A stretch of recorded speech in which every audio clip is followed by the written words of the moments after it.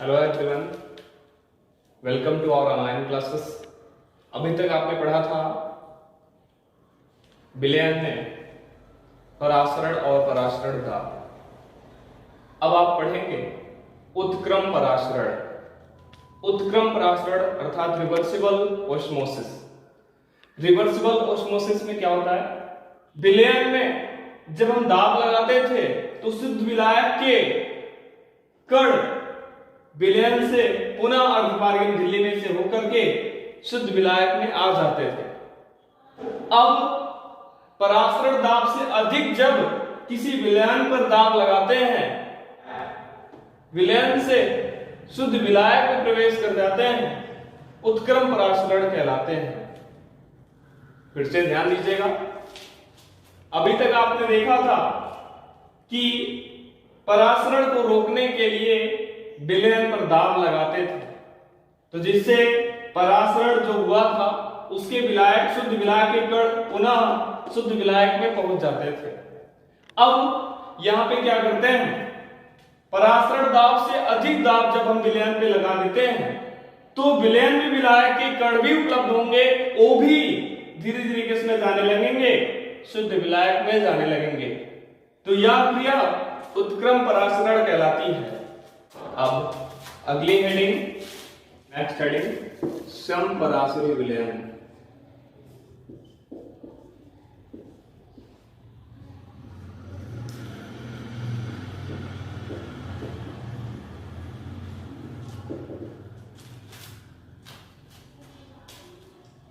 समपरासरी विलयन, isotonic solution.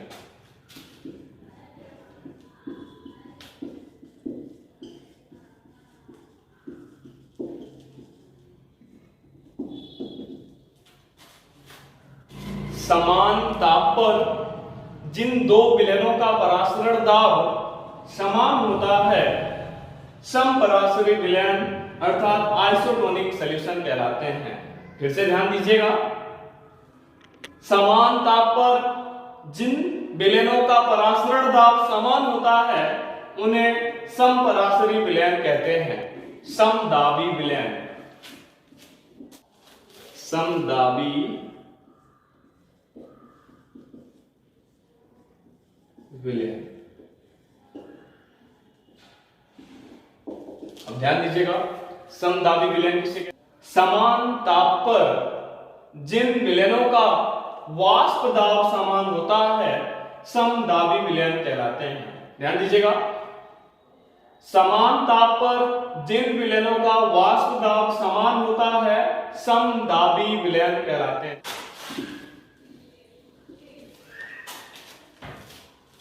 अब अगली हेडिंग, अल्पपरासरी और अतिपरासरी विलयन। अल्पपरासरी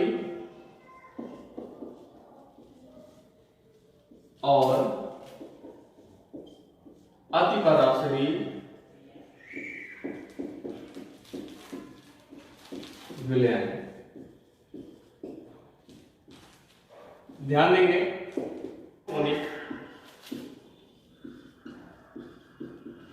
एंड हाइपर टोनिक सॉल्यूशन।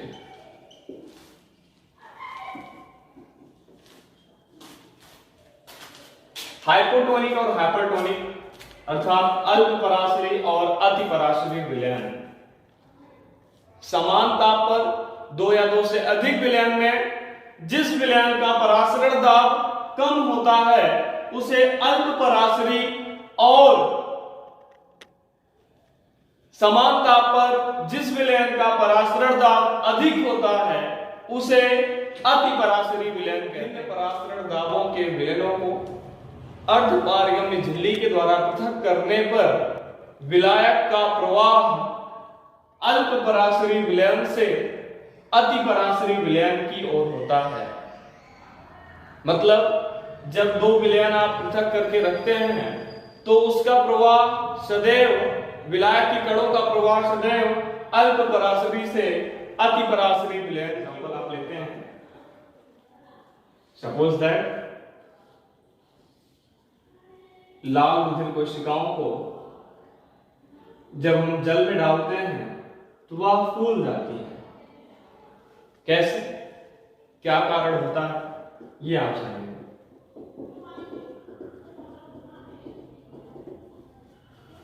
इनके अंदर जीवद्रव्य माना कि लाल रुधिर कोशिका। तो विलायक की कणों की संख्या यहां पे कम है, किसमें, लाल रुधिर कोशिकाओं में, अपेक्षा जल से। इस वजह से परासरण सर्वाधिक इसमें होगा और परासरण इनमें कम होगा, क्योंकि यहां पे ऑलरेडी विलायक के कणों की संख्या क्या है, ज्यादा है। तो ये किसका कार्य करेगा, आप कह सकते हैं लाल रुधिर कोशिका में उपस्थित जीवद्रव्य, आप कह सकते हैं इसका कार्य करता है अतिपराशरी विलयन का कार्य करता है। क्यों कार्य करता है, क्योंकि जीवद्रव्य यहां पे विलायक की कणों की संख्या जल की अपेक्षा कम है, इस वजह से इनमें परासरण अधिक होगा। अर्थात आप कह सकते हैं किसका कार्य कर रहा है, अतिपराशरी विलयन का। और जल किसका कार्य करेगा, आप कह सकते हैं अल्पपराशरी विलयन। तो विलायक की कणों का अर्धपारगम झिल्ली में से होकर के प्रवाह किधर होता है, अल्पपराशरी से अतिपराशरी की तरफ। कहने का मतलब विलायक कहां कम थे, यहां पे। ये किसका कार्य कर रहा था, अतिपराशरी का, और ये किसका कार्य कर रहा है, अल्पपराशरी का। तो अल्पपराशरी के कण, विलायक के कण अर्धपारगम झिल्ली में से होकर के कहां जाएंगे, अतिपराशरी की तरफ जाएंगे, जिससे लाल रुधिर कोशिकाएं क्या होंगी, फूल जाएंगी।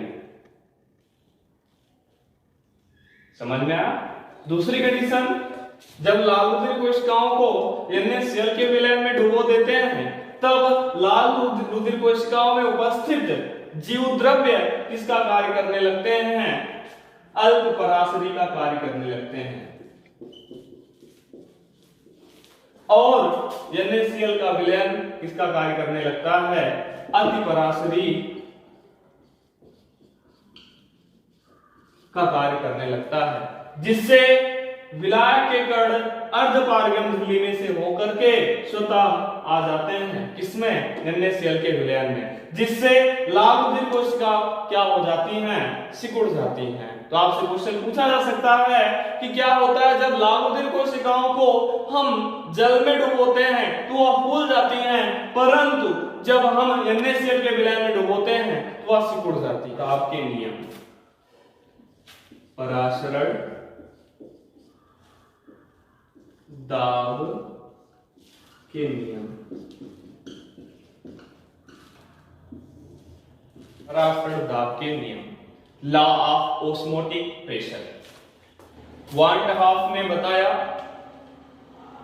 गैसीय नियम और वैद्युत अनापघट्य के तनु विलयन एक दूसरे से गुणों में समानता प्रदर्शित करते हैं। वैद्युत अनापघट्य के तनु विलयन के नियम निम्नलिखित हैं। पहला, बायल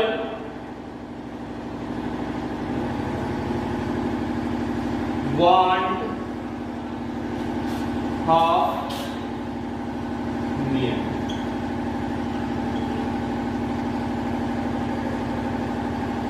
बायल वांट हाफ नियम के अनुसार स्थिर ताप पर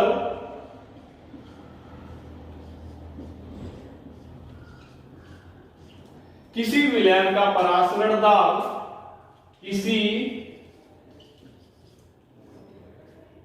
विलयन का परासरण दाब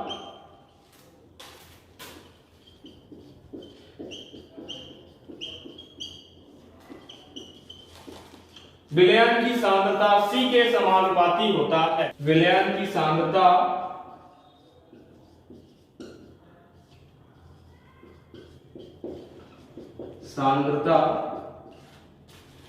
कैपिटल C के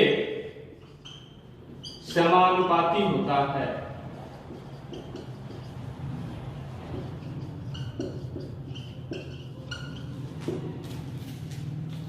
बायल वांट हाफ नियम के अनुसार स्थिर ताप पर किसी विलयन का परासरण दाब विलयन की सांद्रता C के समानुपाती होता है, अर्थात P proportional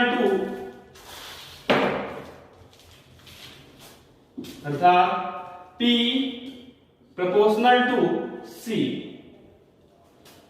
eight constant temperature, स्थिर ताप पर।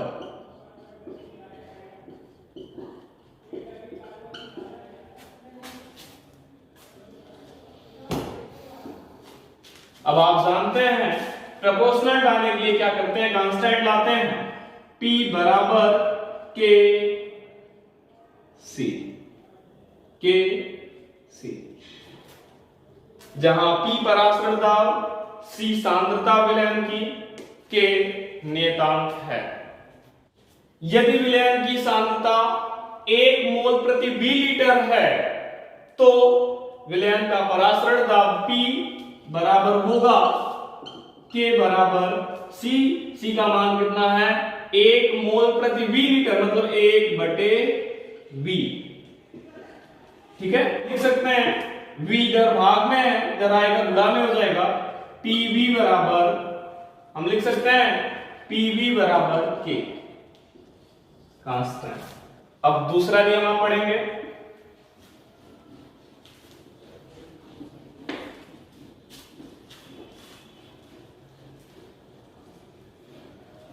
क्योंकि अभी आपने देखा गैसों के नियम और वैद्युत अनवघट्यों के तन विलयन के नियम लगभग समान हैं। अब आप पढ़ेंगे चार्ल्स वांड हाफ नियम।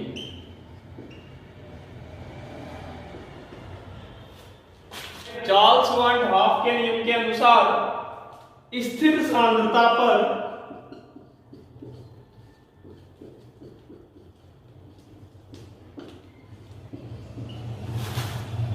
विलयन का परासरण दाब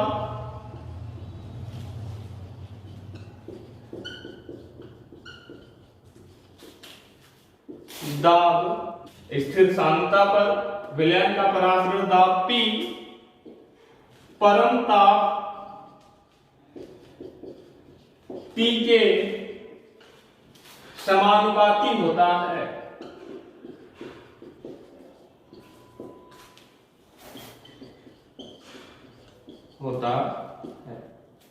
अर्थात P proportional to T।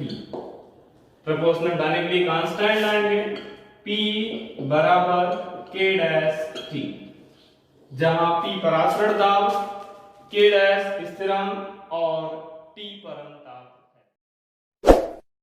Subscribe now and press the bell icon. Never miss an update.